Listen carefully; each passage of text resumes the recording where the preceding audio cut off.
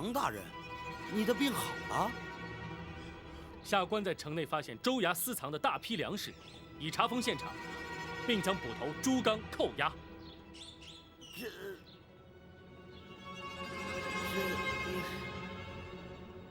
至于程大人，且慢，都进州衙之后再说。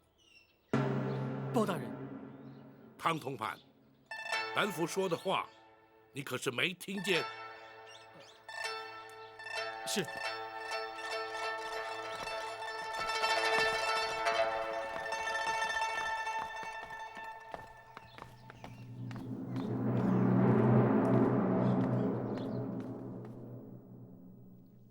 程大人，本府正要听你的解释。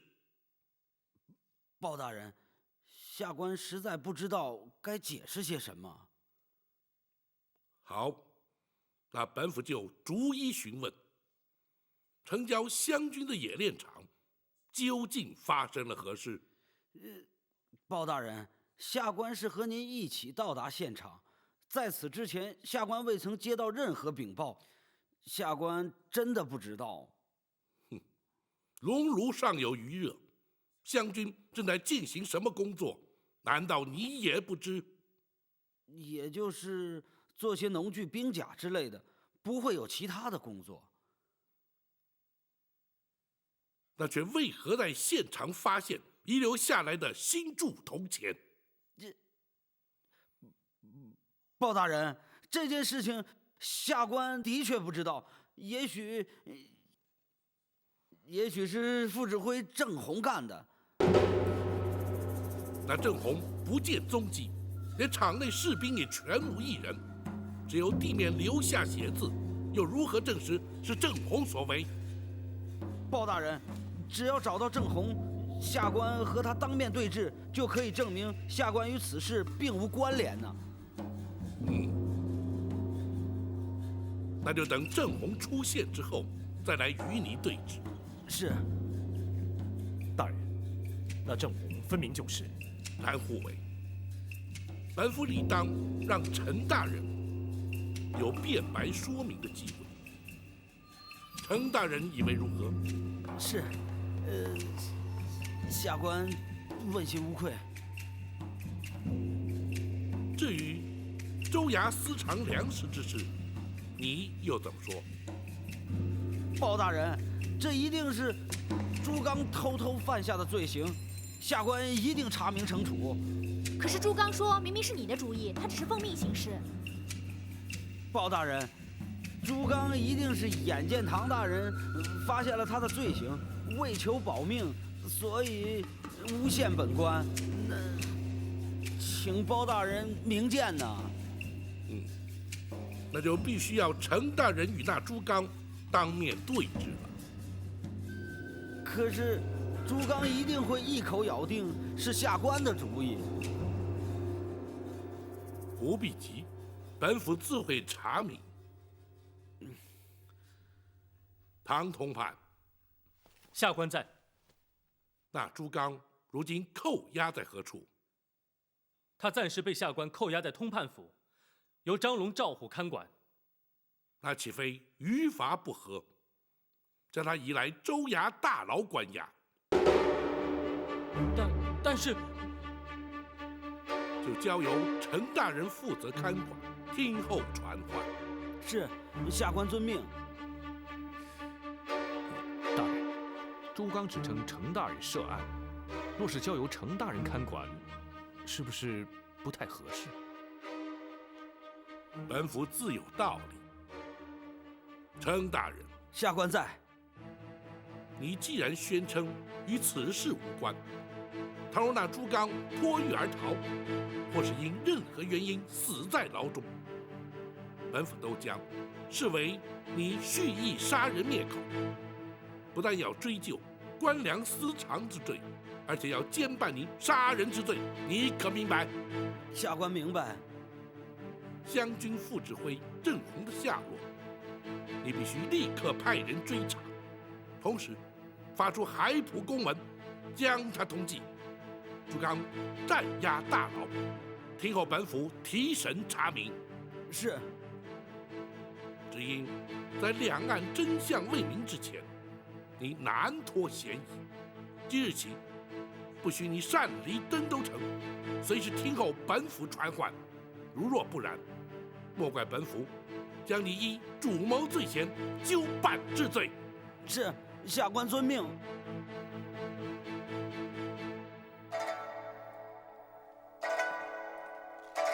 恩师怎会轻易放过程元？门生实在百思不解。本府并非放过他，而是时机还未到。那些粮食就是他的罪证，就算他想推到朱刚身上，也不可能啊。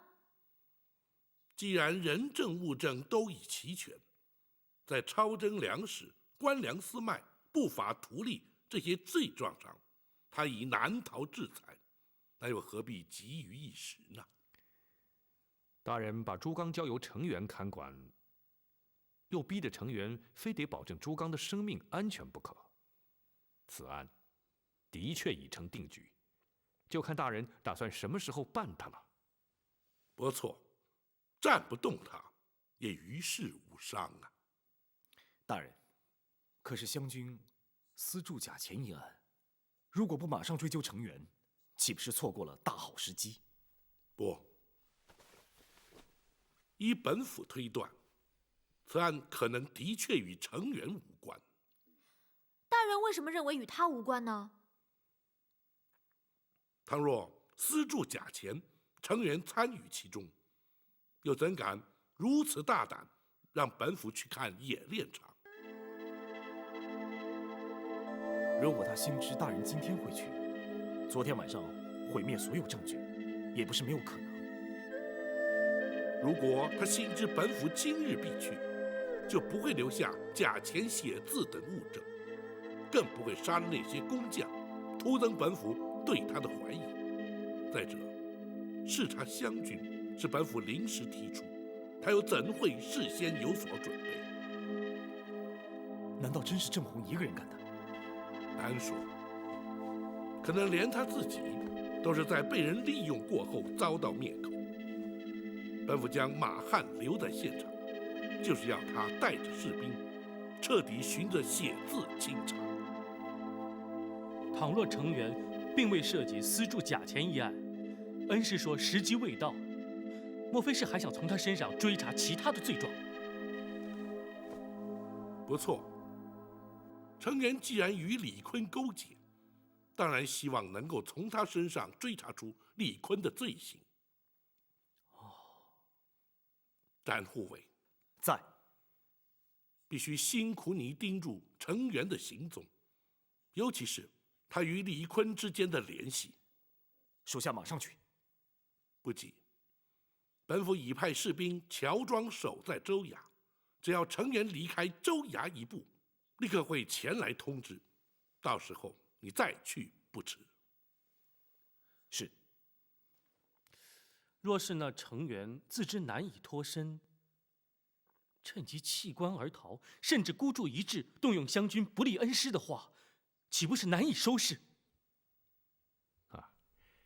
这一点，大人也已有准备。王朝快马兼程，赶去通知禁军指挥胡方，要他立刻调派一营兵马前来，为的就是未雨绸缪。这也是本府所谓的时机，等胡方到来，方可行动。启禀大人，马汉，可有所获？回大人，在冶炼厂附近发现一堆新土，挖开之后发现有30-40具尸首。都是些什么人？有些穿着湘军军服，其中一名应该就是郑红。立刻通知程元，带着5座衙役前去验尸立案。是。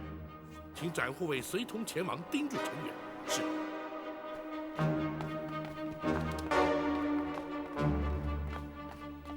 此案牵涉已越来越大，稍一疏忽，就会让主嫌脱逃。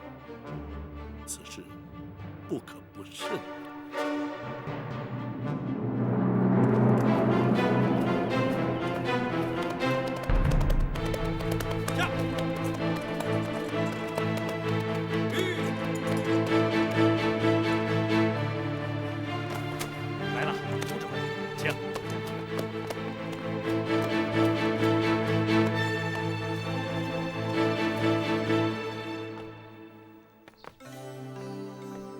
什么要单独跟唐真谈话？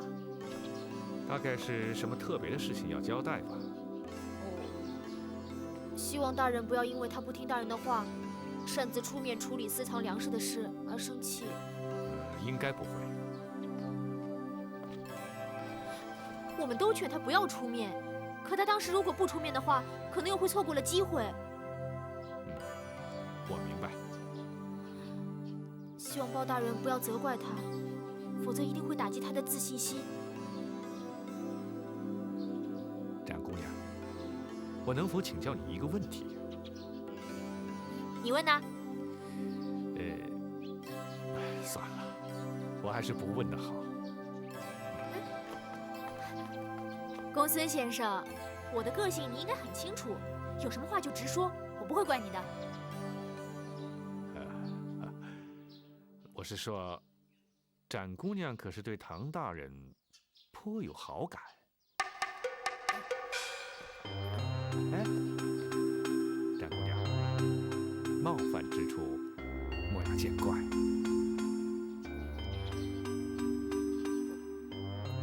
我只是很奇怪，公孙先生怎么会问这个？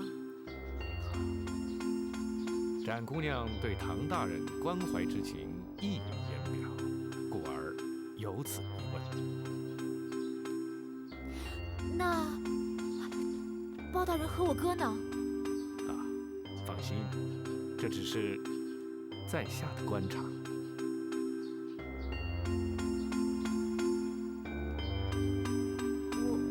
我也说不上来。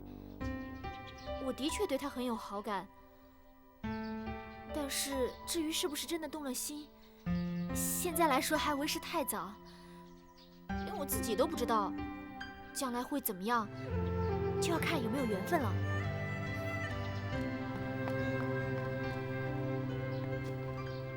恩师是否对门生自作主张、公然露面而有所责怪？如果是呢？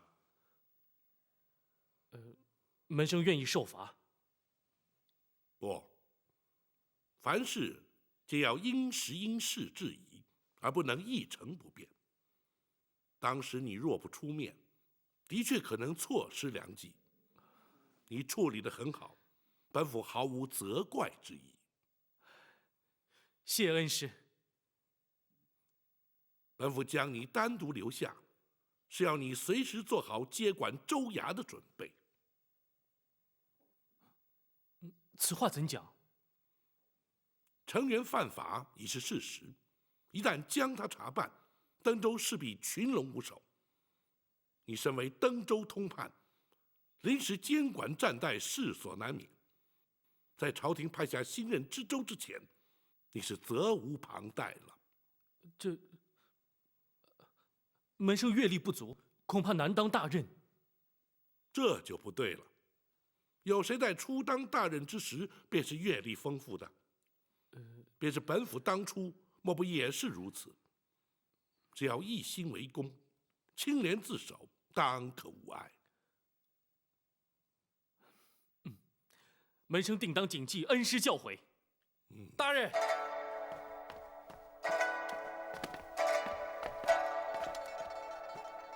启禀大人。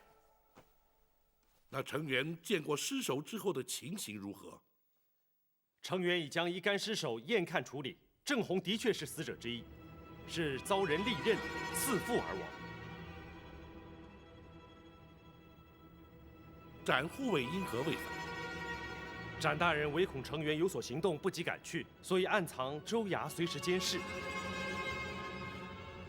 如此一来，程元必定惊慌失措，倒是个契机啊！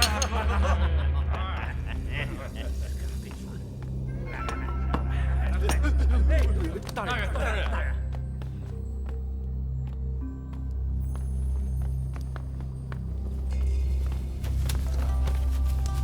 大人，你们先出去吧。是。大人，你快想想办法放我出去吧。把你放出去，那我怎么向包大人交代呢？大人，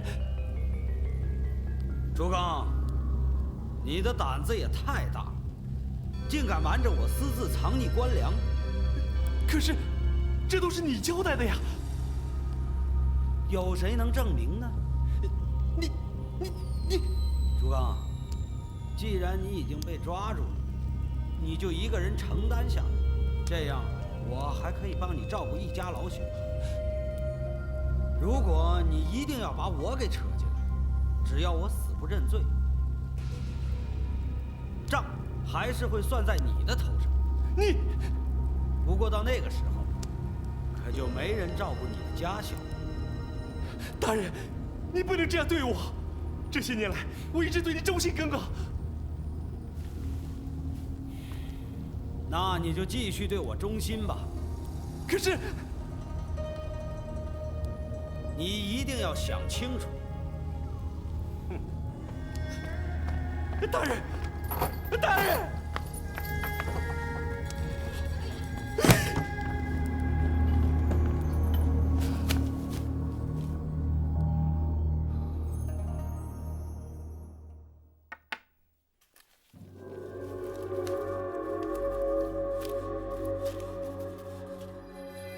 来人，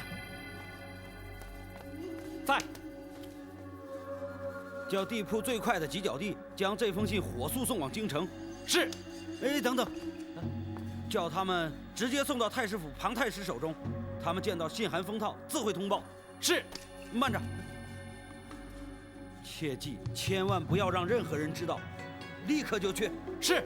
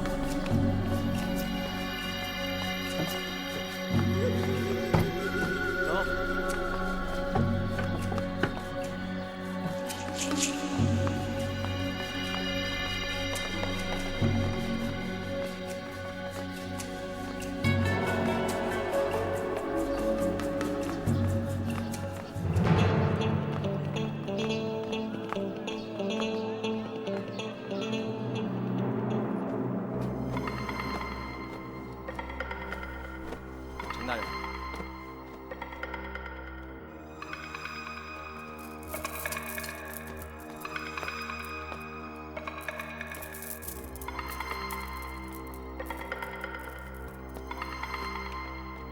哦，程大人，你不是陪着包大人的吗？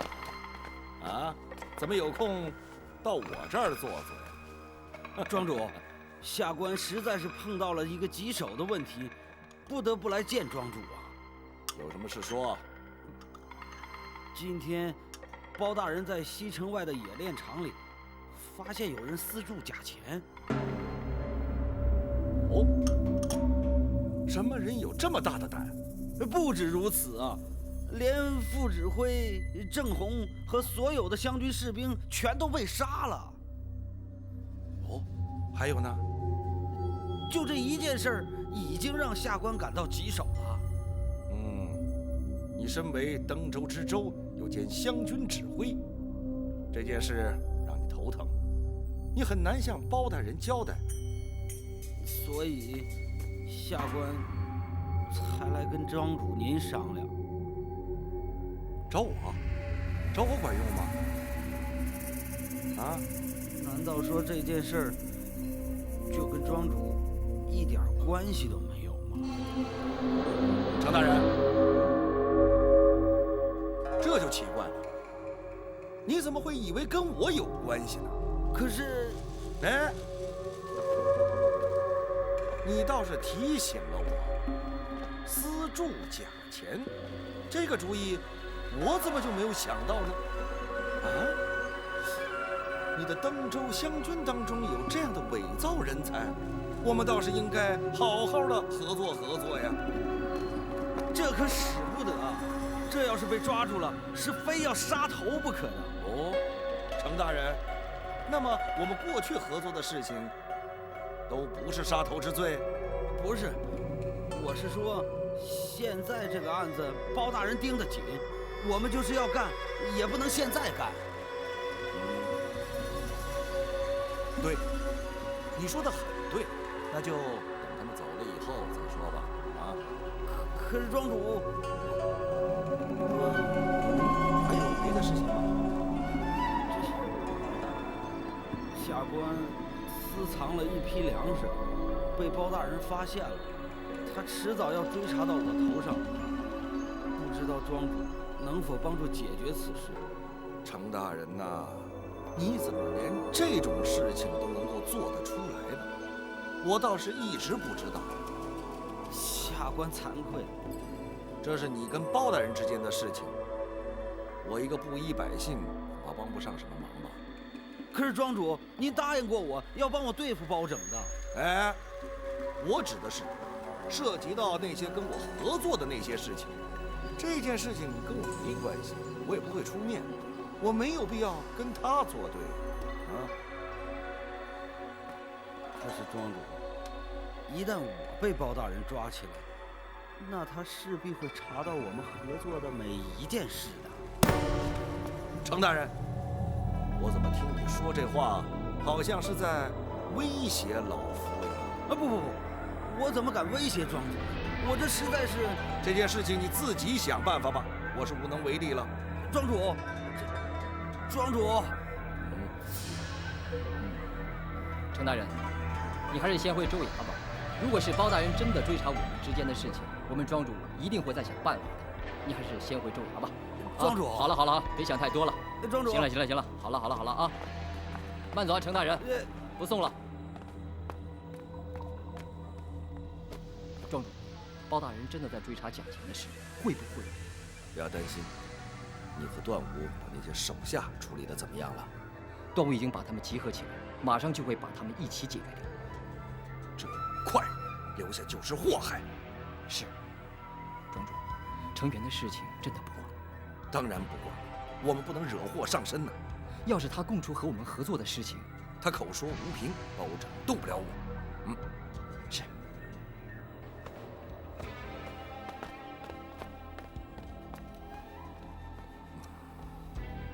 这个程源这个时候跑到这儿来，包拯一定会派人跟踪。严冬，你去看看。要我杀了跟踪的人？我不会那么便宜你，你就当做保护我不受伤害。至于杀不杀人，那是你的事情，可不算3个名额之内啊。你倒是算计得够精。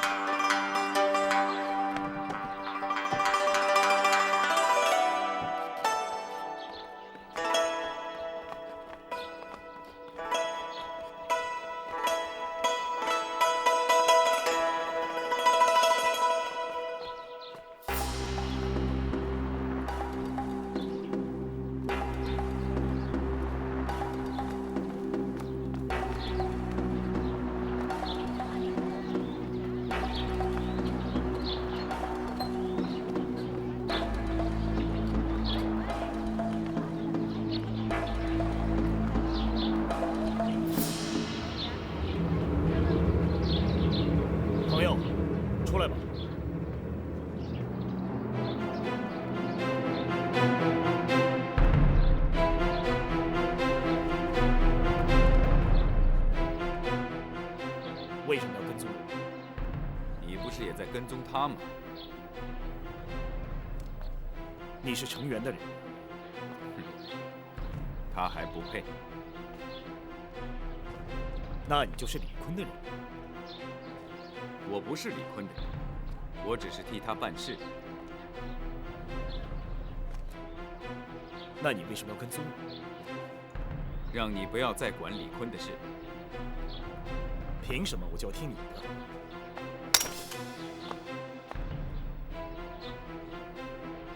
你就是严冬，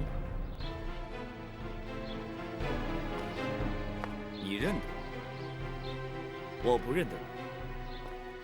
我只知道李坤的身边有一位用刀的高手，我倒想试试你的第3刀。哼，只怕第1刀你就接不住。展云都可以接住，我也一定能接住。你不用第3刀，你是摆平不了这件事的。你是在逼我？我没有逼你，我只是奇怪，辽东严家严3刀，怎么会有你这种后人？你到底是什么人？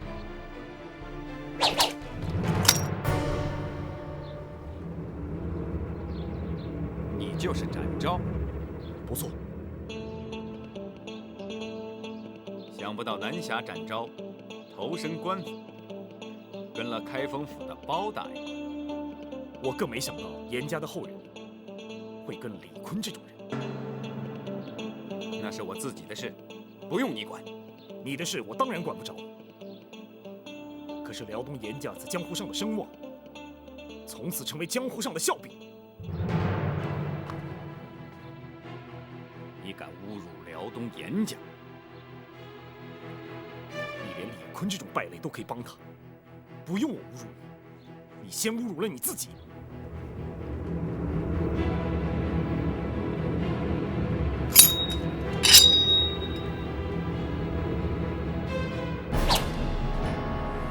用你的第3刀吧，否则你打不过我。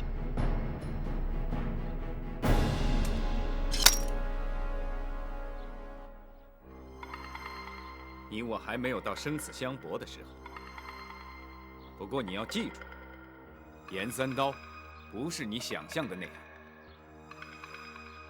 我严冬也绝不会给严家丢人。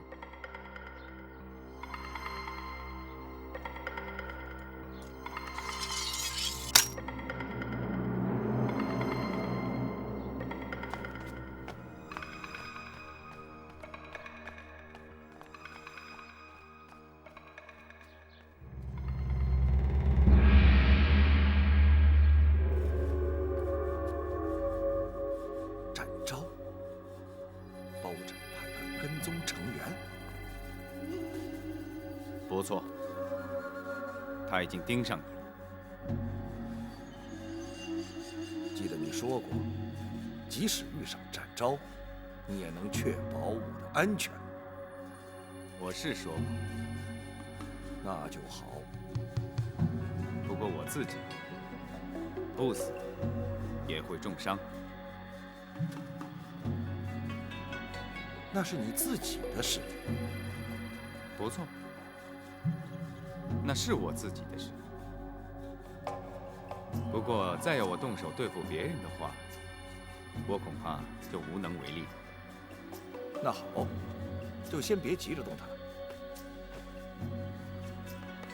不过，到了必要的时候，我可就顾不及你了。你放心，我们之间的约定是不会打折扣的。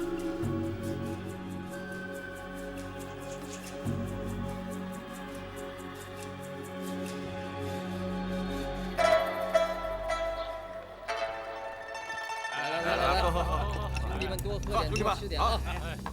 敞开喝啊，多吃点。好啊，好。哎，晚上啊，晚上，来，喝。庄主为了犒赏大家，特意安排了这顿酒席，大家呢尽管的吃喝。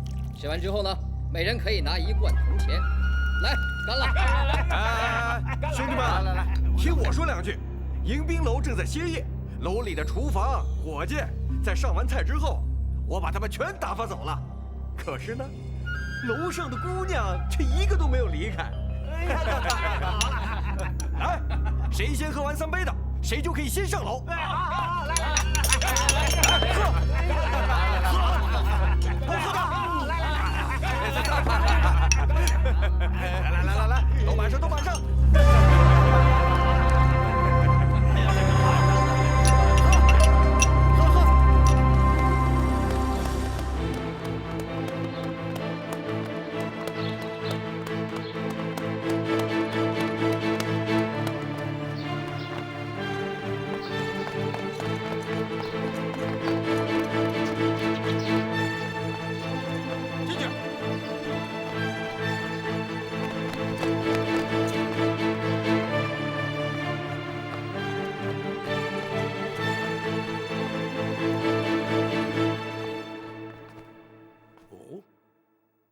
依展护卫所言，那个叫严冬的武功竟然如此高强。翟云跟他交过手，应该很清楚。我只跟他试了2刀，第3刀不知道能不能接得下来。他的第3刀一定是2败俱伤的招式，不在生死关头，他是不会使出来的。既然如此，将来要去抓李坤的话，他岂不会是个阻力？还不至于。对于他，我还有点把握。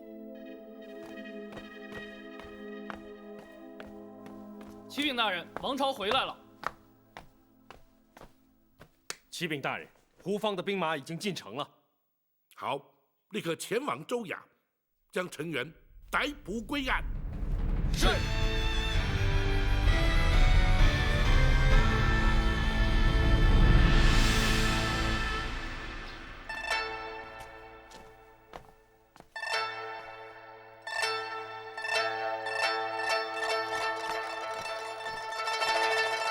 大人，什么事慌慌张张的？禁军进城了。什么？好端端的禁军来干什么？不知道，衙门外全是官兵。啊？这……程大人，胡指挥，你怎么把禁军带到城里来了？本座是奉了包大人之命，带兵进城替换湘军。这件事我怎么一点都不知道呢？哼！若是让你知道，岂不是有让你有了逃脱的机会？包大人，您这话什么意思？下官听不明白。本府自会让你明白。胡指挥，末将在。州衙的衙役暂且停止后传，一概由你禁军士兵替换，派人紧守4门，在未得本府谕令之前，严禁任何人擅自进出。末将遵命。包大人，来人呐！在。脱去成员的冠带，将他押入大牢，听候审讯。是。包大人，好。包大人，好。包大人，包大人。站住！干什么呢？登州传来紧急文书，要转呈彭太师。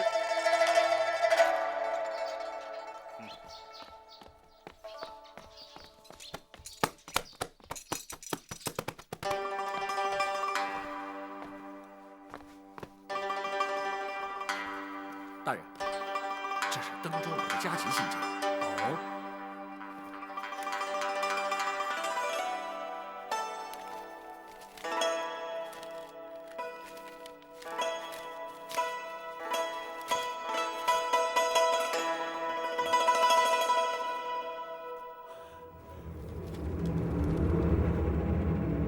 保证，你欺人太甚！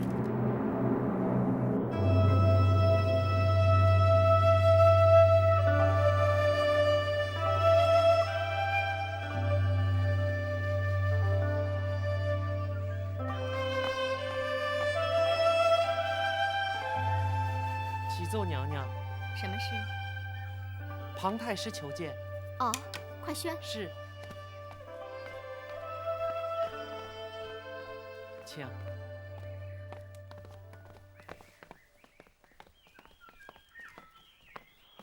老臣庞吉叩见娘娘千岁，千岁。太师平身。谢娘娘。女儿见过爹爹。免礼。爹，今天怎么有空过来呀？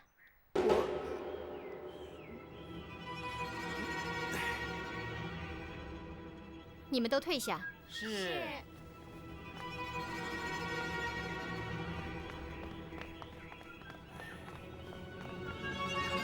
爹，究竟发生什么事了？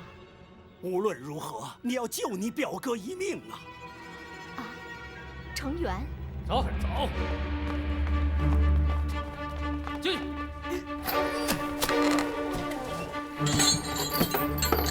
你们2个暂且做个伴，明天等候包大人升堂审讯。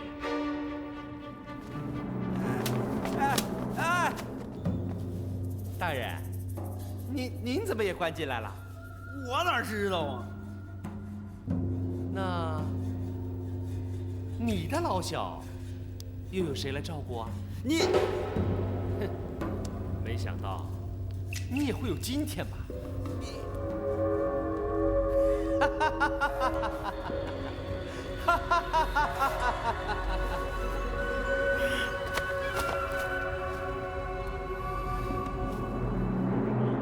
说起来都怪爹，我和包拯一向不和。当他知道程元是我的外甥以后，他就想尽办法整他。哎，可怜的是无辜的程元呐。爹，如今程元的情形如何了？他在信函中说，包拯已经盯上他了，说不定啊会胡乱给他安上一个罪名，把他处死。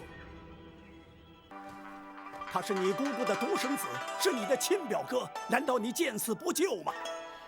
我在包拯眼里，既没有你爹这个当朝太师，更没有你这个庞妃娘娘。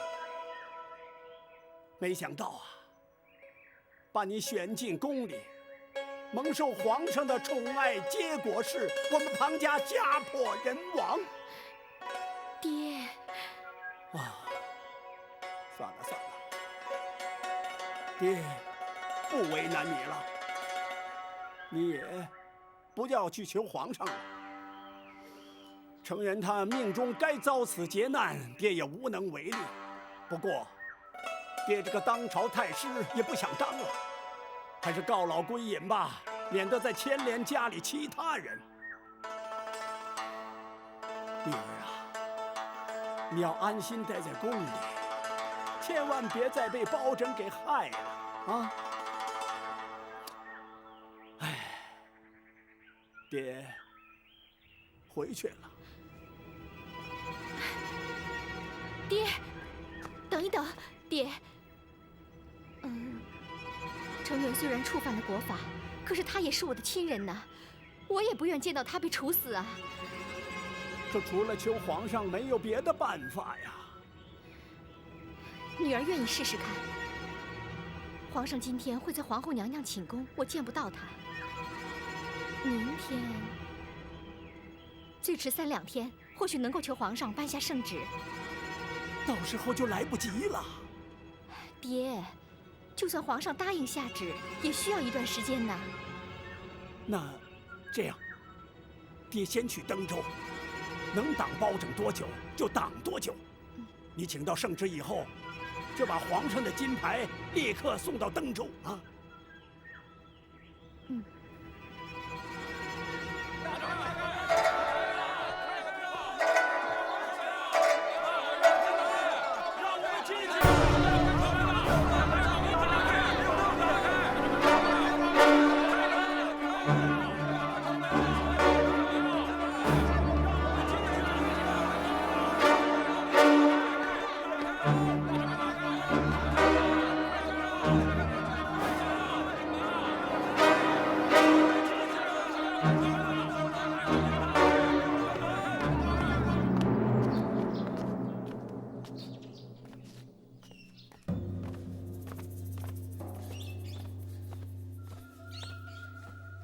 庄主，事情都已经办妥了，都处理掉了，都死在段武的手上，一个都没漏。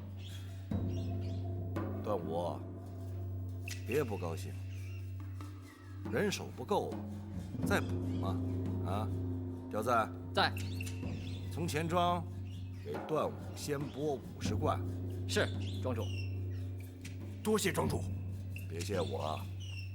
啊。有赏有罚，啊，只要你们听话，别犯错。是。庄主，包大人把禁军都调进城了，一定是程元出事。我们要不要先做准备？用不着，我们只是商人。即便是程元把我们供出来，我们推说不知道。哼，包拯在没有证据的情况下，他也不能把我们怎么样。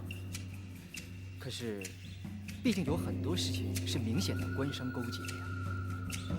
你可以说是官商勾结，也可以说是受官府的势力强迫。那有谁能证明呢？啊？庄主真是高明啊！不过这阵子你们要收敛点。我虽说不怕包拯，但是也没必要惹麻烦上身呐，明白吗？是。等他们离开登州，无论下一任的知州是谁，我都有办法尽快的恢复原样。哼，我就不信这天底下有不爱钱的官儿。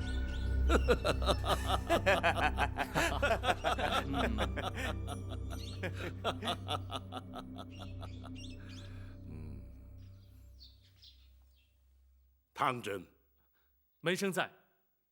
程元已被收押，依照朝廷体制，你这登州通判，理当代理知州之职，待全案终结，上报朝廷之后，则会派遣新任知州，到时候你再进行交接。是。明日起，本府将会审讯程元、朱刚，并逐一追查李坤涉案部分。你忙于州务即可，不必参与。州衙里头能够有什么事呢？事情可多了。首先，要从现有的官员当中挑选能够适用的人，也可以给唐大人不少帮助。至于人选方面，可以询问杜委那些退休官员，甚至可以请他们来帮忙。对，他们一定能够提供不少的经验。还可以清查州衙的文书和旧案，说不定可以从中知道程元和李坤官商勾结的证据。你刚来的时候，他们给你的文书账册一定有假，现在可以仔细的核对验证了。如果调仵作问话，也可以知道上任通判的死因和当时的症状。我们也可以查出他们是否和吴银散有关。哎呀，这么说起来，可做的事情可真多呀！公孙先生，你说的一点都没有错。能做的事情不但多，而且管用。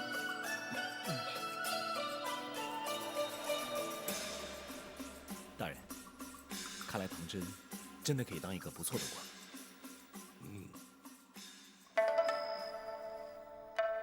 真的，少爷明天开始就要代替程元管理整个登州了。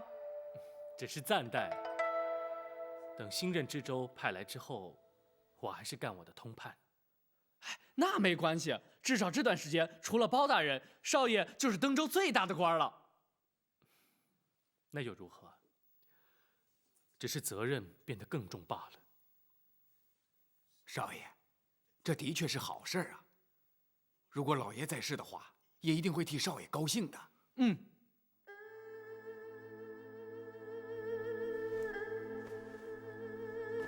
我只是不敢辜负我爹对我的期望。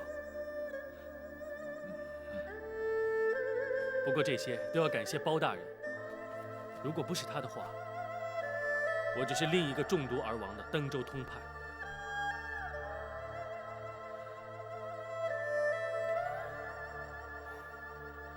接下来就要看我有多少能力了。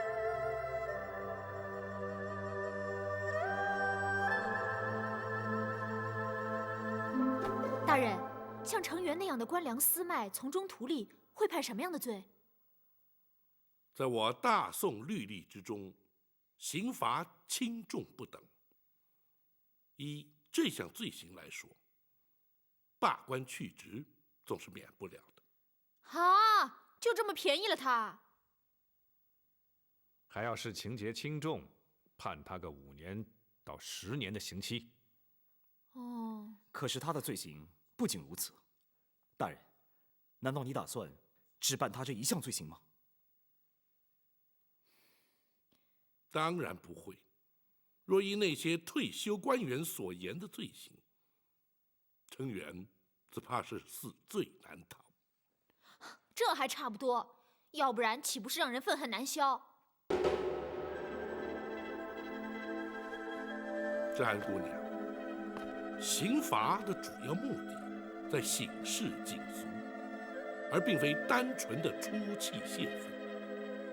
若因为惩罚一个作奸犯科之人，能够让大多数的人引以为戒，那才是刑罚的真正目的，也就是所谓的刑期非刑的道理。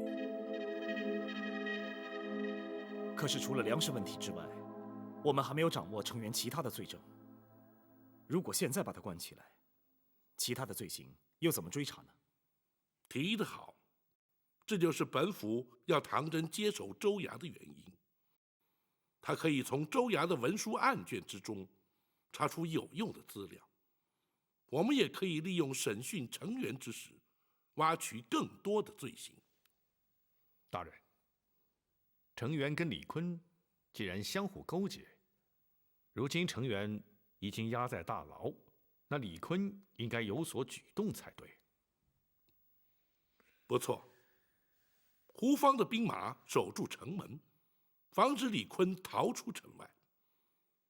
我们也必须密切地监视他们的行踪，甚至于前去试探于他，来确认他的动向。如果严冬保护他逃走，守城的士兵一定挡不住他。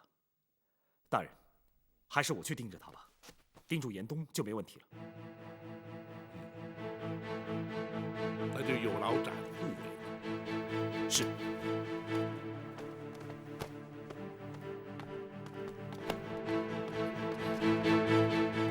大哥他就是这样，决定的事情就要马上就去。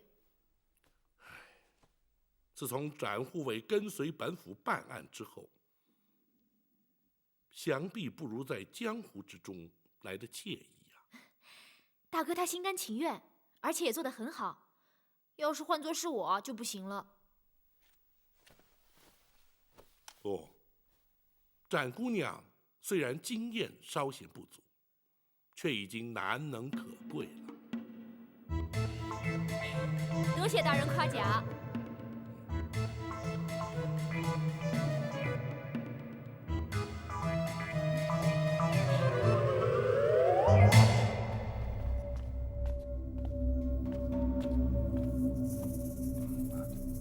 你可以休息了。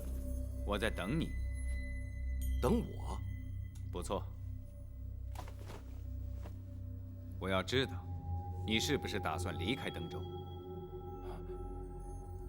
你这是什么意思啊？包大人已将登州城4座城门封闭，防止你逃走。我为什么要逃跑？他抓成员是假，抓你才是真。我们又没有把柄在他手里，哼，他抓不了我。我说过，还有刁赞和段武。我也说过，他们2个人是不会出卖我的。刁赞也许不会，段武，就很难说了。那是你平时老是看他不顺眼，那是另外一回事。唐真能从无影伞底下逃出一死，那去毒之人，难道就不知道他中的是什么毒？知道又怎么样？知道无影伞之后，就可能查出段武，再加上成员的证词，你能确认构不成抓你的证据？如果你想要逃出登州，趁早决定，我还有把握把你带出去；否则，就很难说了。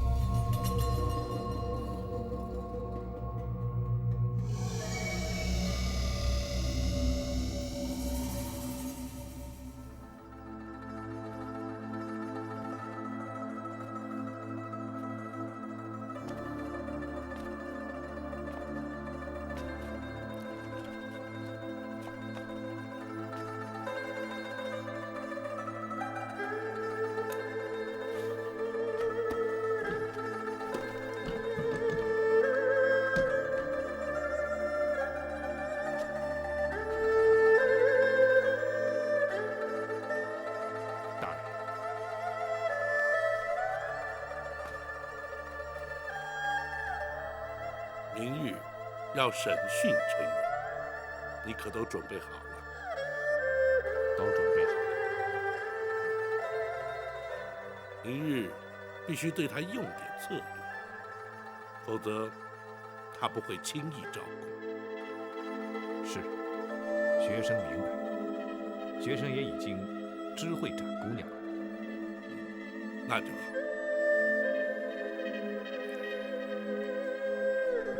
大人，可是为了如何抓到李坤的罪证而苦恼。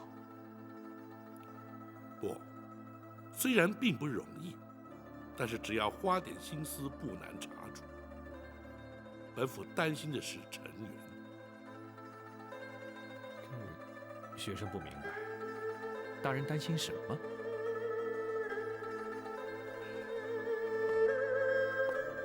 以成员和庞太师之间的关系，恐怕一旦处置了成员，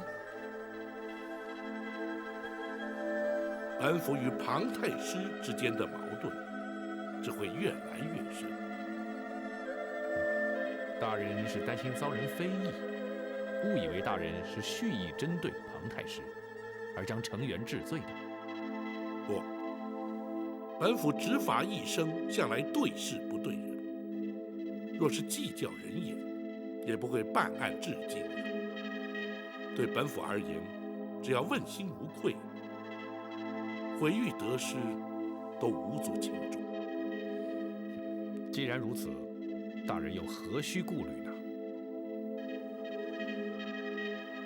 庞太师虽是父以女于贵，坐上太师之位，但既然同朝为官，总不能交相攻讦，那岂是朝廷之福？成员一案，只怕会雪上加霜，今后难有明日了。大人一心为国，天下皆知，想必皇上心中也都明白。皇上虽贵为一国之君，却难免也要顾及庞娘娘的颜面。大人是皇上，为了登州通判之事才被派来登州的。正因为成员和庞娘娘的关系，无人敢查办此案。倘若大人将成员治罪，无论庞娘娘的反应如何，皇上都应该力挺大人才是。倘若仍然听信庞娘娘的谗言，岂不是令人心寒？臣论君妃有悖纲常，此事不提也罢。是，学生失言了。无论如何，成员既然涉案，就该依法惩处，其他皆不足虑。即使如此，触怒了庞娘娘，而遭皇上斥责，本府也甘之如饴。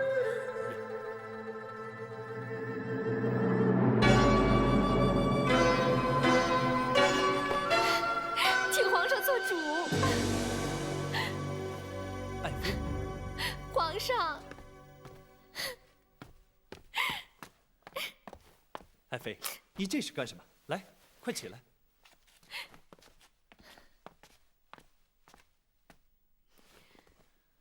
快跟我说说，是谁欺负你了？皇上，是包拯包大人。爱妃瞎说，包大人已出京数日，何来对爱妃有所不敬啊？皇上，包拯可是奉旨去了登州。是啊，是朕命他巡视海防边境的军务啊。可是他却去了登州城查成员的州政。皇上，成员乃是臣妾的表哥啊。这个朕当然知道，不过朕也命包拯顺便看看登州的州政。怎么，他找成员的麻烦了？皇上，包拯和臣妾之父庞太师素来不和。包拯去了登州城，假公济私，要将成员处斩，请皇上做主。这个包拯也太过分了。爱妃可知那成员是犯了什么样的过错，包拯非要将他处死？皇上，包拯为了报复臣妾之父，就胡乱给成员安上一个罪名。皇上，请立刻下旨去登州，救成员一命。爱妃，你先别着急，此事爱妃是如何得知？可确有此事？是太师说的，皇上再不下旨就来不及了，臣妾跪求皇上了。好，朕答应你就是了。你快起来吧。谢皇上。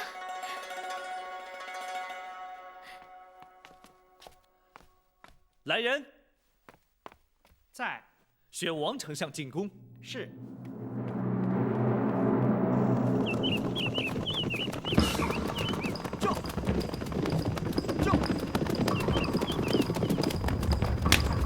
庞顺，快点儿，给我再加快呀！快点儿，知道吗？快呀！就！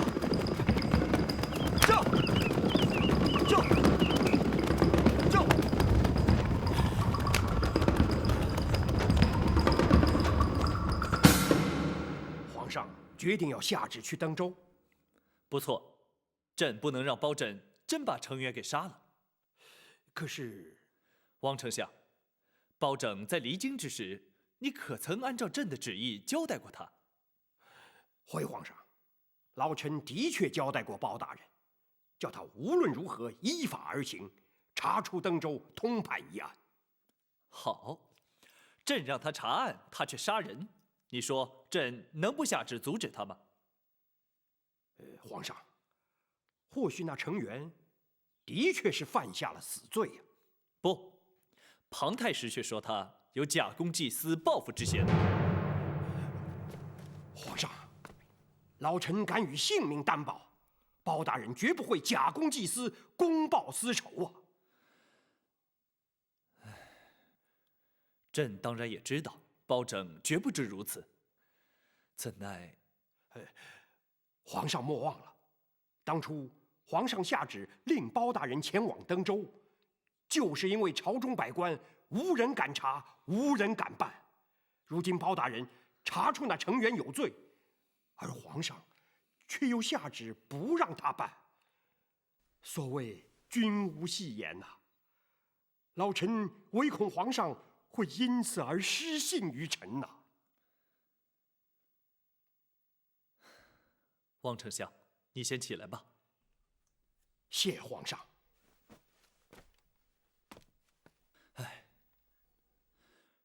朕不是阻止包拯办案，只是那程元果真犯下了如此大罪，可以移回京城再办，也不至于急着将他处死啊。皇上，这样吧，那程元果真犯下死罪，朕绝不姑息。不过要包拯暂停执行死刑，待回京后再议。朕意已决，待朕修旨一到，你以金字牌醉素剑送抵登州。老臣遵旨。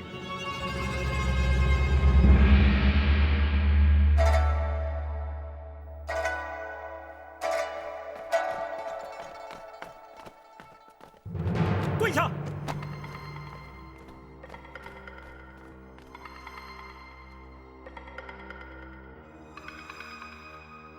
包大人，下官实在是冤枉啊！本府尚未问你的罪，你又何来冤枉可言？包大人没问小人的罪，就把下官打成罪犯，下官实在是不能心服。哦，依你之言，可是要本府现在就将你问罪？依照朝廷体制，没有问罪之前，包大人，您是没有权利除去下官的朝廷官带、知州官职的。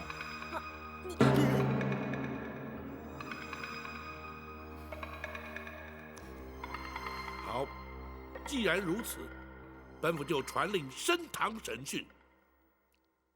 大人，可否容学生跟陈大人说几句话？说吧。是。程大人，包大人让你来厅中问话，对你来说已经是网开一面了。倘若一旦升堂问罪，请出那先斩后奏的御赐铡刀，只怕程大人当堂就得命丧在虎头铡下。别跟他说那么多了，就请大人赶快升堂吧。哎，包大人，饶命啊，包大人！程远，你怎么说？下官知错了，请大人就在厅中问话吧。下官有问必答，绝不敢隐瞒。好，本府问你，私藏官粮的究竟是你还是朱刚？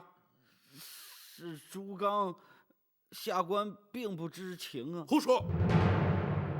官府查封的民宅，分明贴着州衙加盖官房的封条，没有你的命令，谁敢用印？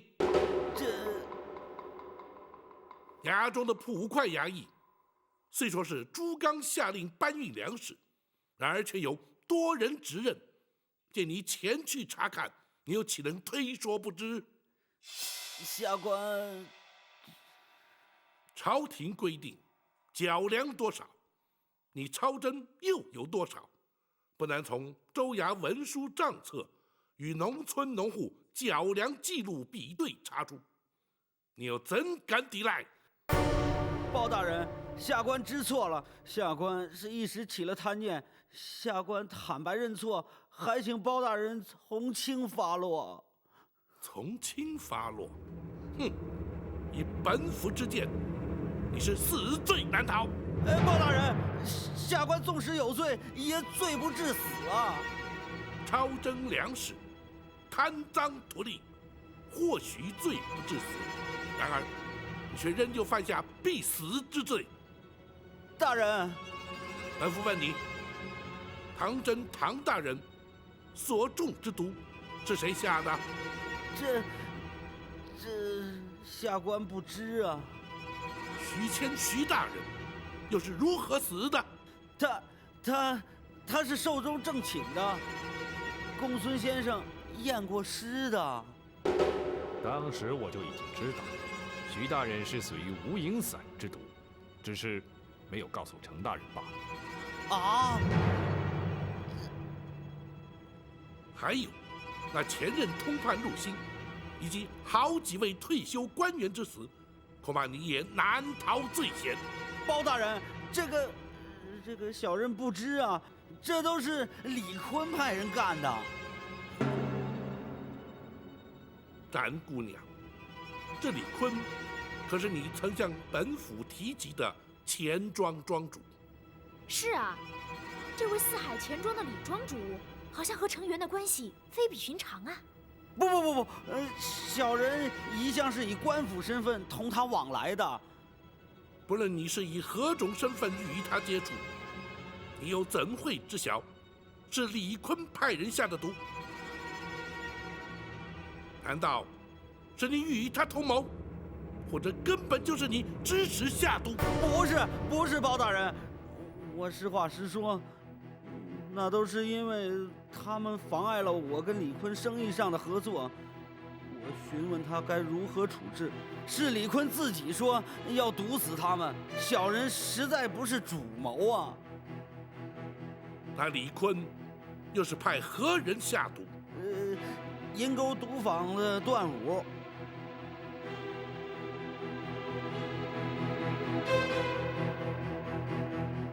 至于私铸假钱一案，你依然难脱嫌疑。倘若被本府查出是你主使铸造，再杀害郑红等30-40条人命，程元，你万死也难赎其罪。包大人，这件事情的确跟小人无关啊。小人也怀疑是李坤他干的，所以也尝试着问过他。他如何回答？你又怎会问他？他不肯承认。不过，的确是他让小人叫郑红去见刁赞的，所以我就怀疑这件事儿与他有关。那刁赞可是四海钱庄的掌柜，就是他。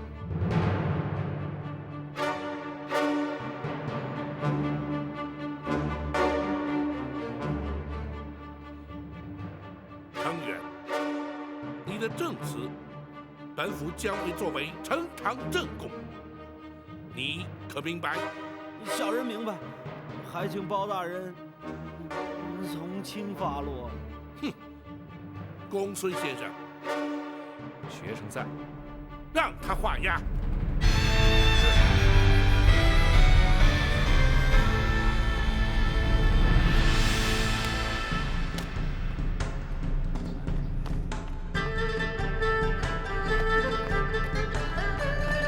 你们俩回来了，回来了。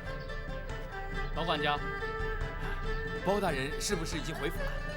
老管家找大人有事啊？是啊，他在。大人回房了。好，我去见包大人。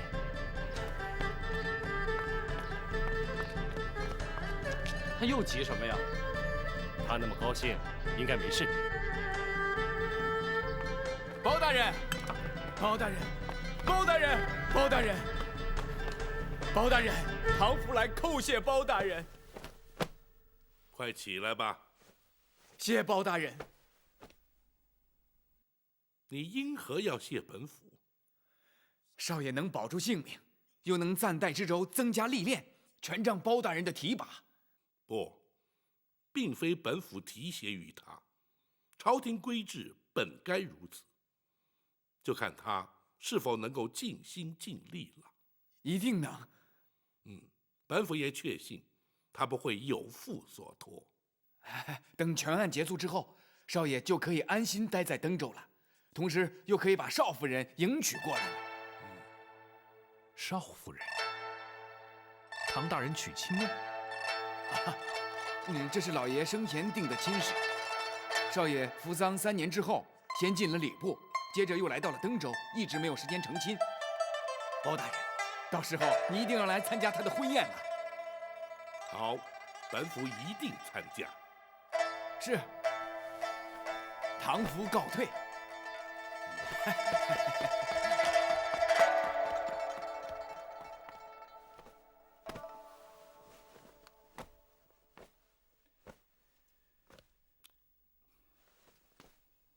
公孙先生，大人，怎么了？没什么。公孙先生当知瞒不过本府。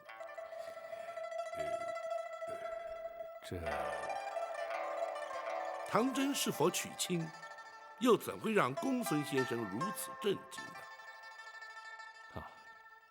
大人，学生是担心展姑娘。这又与展云有何关联？学生虽然不能十分肯定，但是你但说无妨。是，大人。倘若学生判断的没错，那展姑娘应该对唐大人动了真情。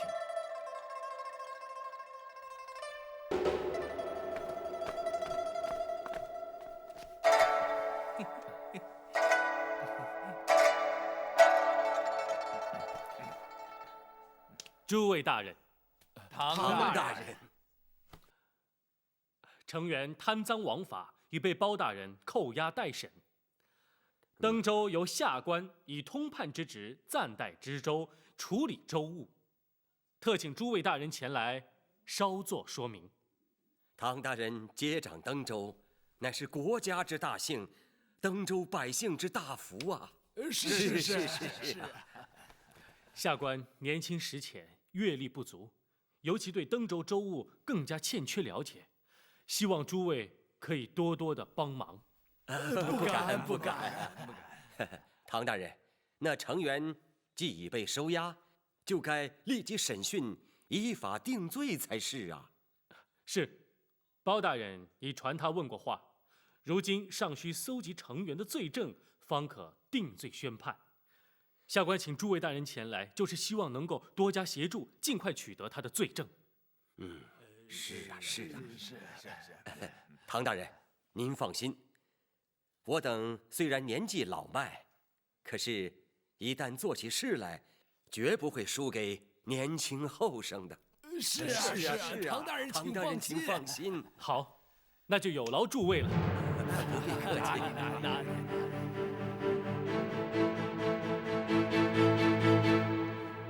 唐真既已定下亲事，绝无道理毁去婚约。恐怕展云要受到不小的打击。所幸他还没到无法自拔的地步，或许他还能承受得住。此事不宜拖延，必须尽早让他明了实情，以免越陷越深。是，学生会找机会点醒于他。不，她是展护卫之妹，这种事还是让展护卫去处理较为妥当，也免得伤及展护卫的颜面呢。是，啊，大人，原本要展云陪同唐真一起到李坤府邸试探于他，如今是否依旧进行？还是要做，不能因为他们二人之间可能产生的困扰而影响全局。再者，倘若刻意回避，反而弄巧成拙，更加不妥。是，大人。等唐真由州衙回来之后，学生便约他们一同听大人吩咐。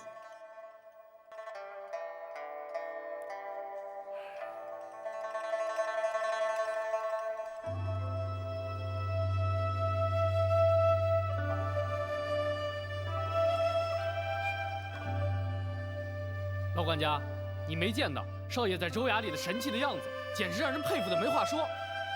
那当然，站在少爷身边，我都觉得自己挺神气的，好像连我也是个官了。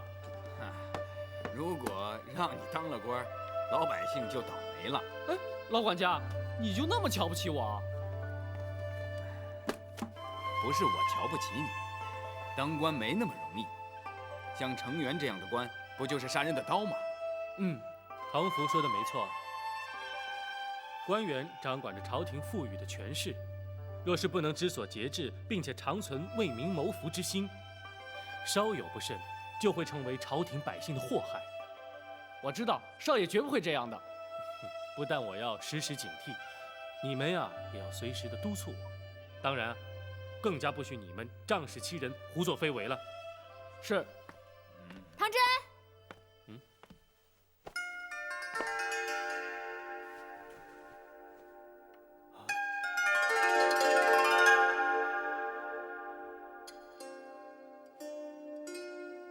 我们现在去见包大人吧。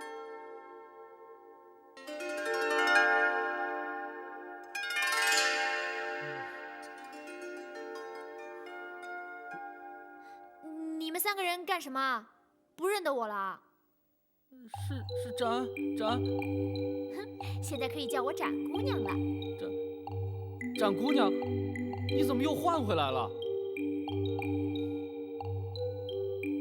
现在李坤那边的人全知道我是女人，我干嘛还要装下去啊？可是，干嘛？不喜欢？那我再换回男装吧。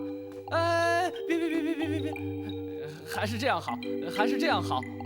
展姑娘，这么标致的姑娘，还是女装的好啊。是吗？不错，你恢复女装啊，实在好太多了。现在不会怕别人说闲话了吧？当然不会了，展姑娘取笑了。干嘛不叫我展云了？展姑娘显得好陌生哦。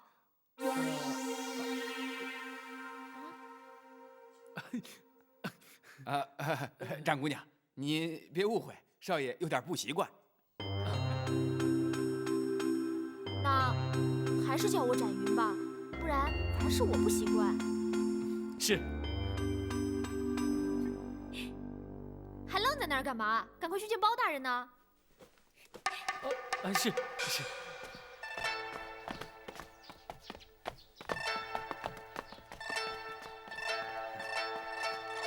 展姑娘的确是个开朗大方的姑娘。可是少爷怎么变得不大方了呢？去，别在这儿瞎说。程元被关押之后，李坤的反应如何颇为重要。本府要你前去试探一番，也好准备好因应对策。是，不知道恩师想要试探他哪些反应？看他是有恃无恐，亦或是惊慌失措，是胸有成竹，亦或是方寸大乱。不妨以程元坦诚关张勾结之事作为试探，听听他的说辞。更重要的是，根据他的反应来推断他可能的动向。是，门生稍后就去。为防万一，本府会派张龙、赵虎陪你前去。哎，大人，那我呢？少了我可不行啊！当然少不了展姑娘，真正保护唐真安全的，非你不可。我就知道唐真这辈子都少不了我。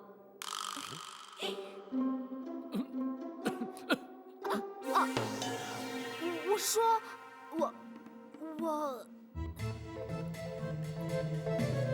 啊，展姑娘，你只要特别留心严冬就行了。张龙、赵虎可以对付其他的人，绰绰有余。我知道。展护卫一直在李坤府外守候，如有需要，可以请他接应。你们去吧。是。是。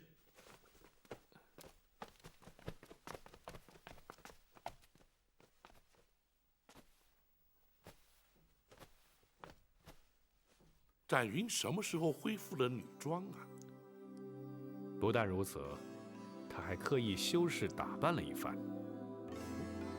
这么说，大人，学生的确没有看错。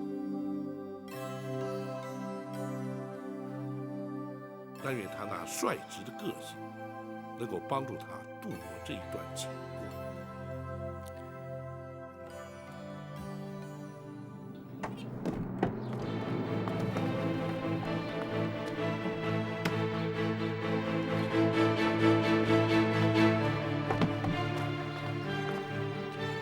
找你们李庄主。是。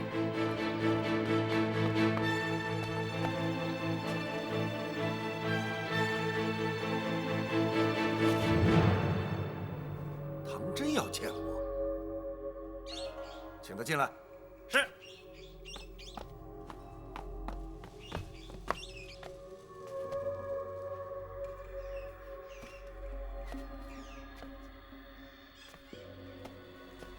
他来干什么？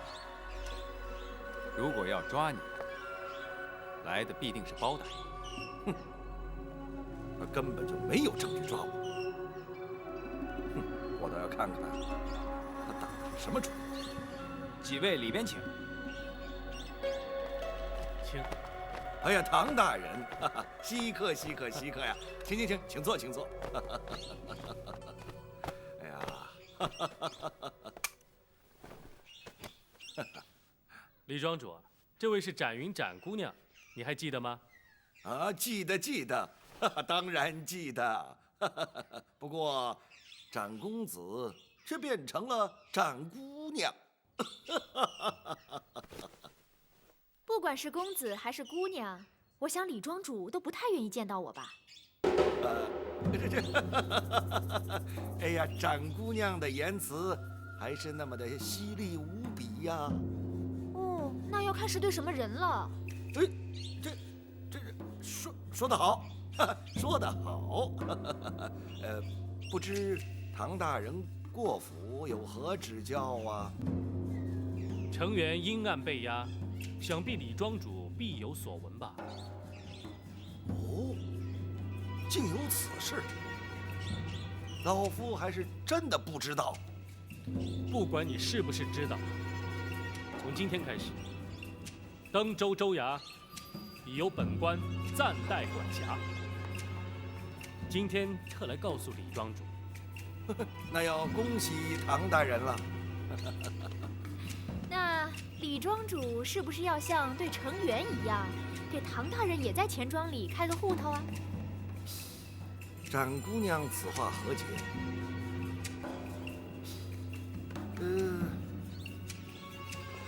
老夫怎么听不明白呀？你忘了上回我们在此地的对话了吗？啊？哦，展姑娘指的是这个呀。哎呀，真没想到，唐大人竟然亲自出马，向我这种殷实的商人索要贿赂。李庄主，唐大人，无论你打算怎么样对待老夫，老夫自经商以来，一向是脚踏实地，将本求利。唐大人若是向老夫索贿，哼，老夫是绝不接受。唐大人并没有向你索贿，而是你和程元之间。我从未给过程大人任何贿金。你钱庄里没有他的户头？当然没有。唐大人，若是不信，请立马到钱庄里去查。那倒不必，我相信查不出什么来。哎呀，多谢唐大人对老夫的信任。